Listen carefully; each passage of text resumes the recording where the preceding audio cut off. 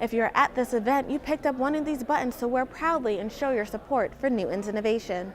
Lunar Aerial encourages everyone of all different skills types to come out and give it a try. Everyone who attended tonight's event is leaving with an herb as a gift from Spring Seasonings.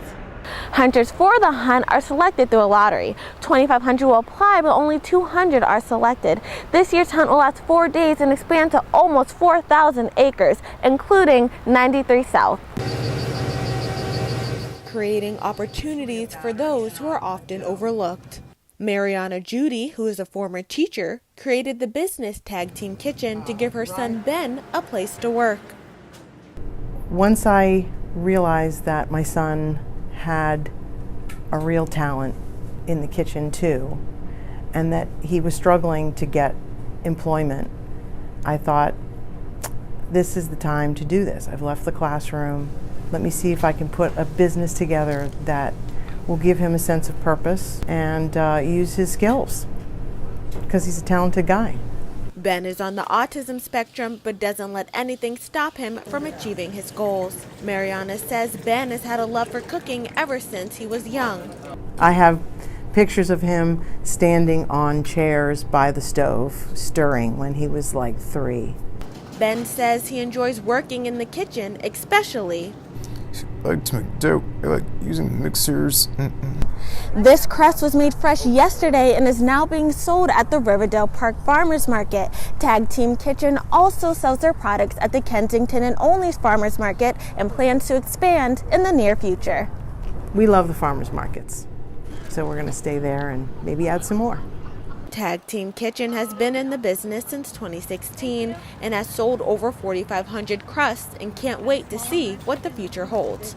For COM 632, I'm Courtney Lee. Sell another shirt, but wait a minute, I'm leaving tonight on the marijuana. On December 15th, Massachusetts has officially made marijuana legal and people are out celebrating. Some residents of Boston rally outside the State House to show their support for the new law. I think that it's definitely going to be an excellent opportunity for the city to raise some tax revenue for some much needed programs such as education and public housing. Many say this is a step in the right direction, those including Pat Owens, who used it to help her with cancer. I'm a cancer patient, and I found my cancer 5 years ago on my right breast, and I knew I could get through it, but I knew I needed help.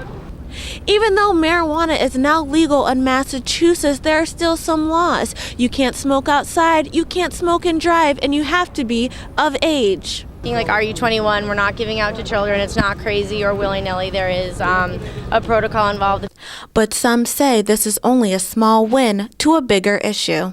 When we reform our pot laws, the people who benefit most are like sick people who take it medically, or like black and brown people who tend to be the focus of, the cops. They're not going to arrest me. For now, the people of Boston are just celebrating the small victory. For CC8, I'm Courtney Lee, reporting. Different ages, races, and visitors came from all across the country to unite for one issue: gun violence. Diana Cole has been attending rallies since the Civil Rights Movement and says living in the South, she is used to guns, but this isn't the root of the problem. And I'm from Texas, where everybody has guns. So it's not about guns, it's about assault weapons, it's about background checks. Schools from all across the nation came out to show their support today, including a school in Ohio who is dealing with their own personal tragedy.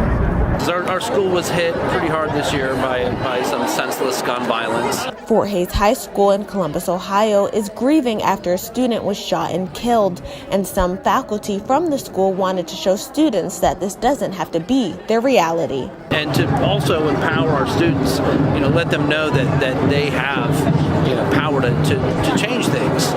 Students don't want to go to school in fear and says if they see no future change, they will have to do it themselves.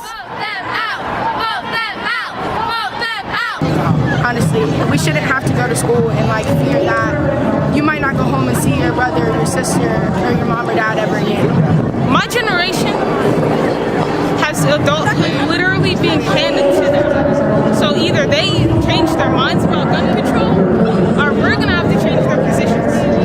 For COM 632.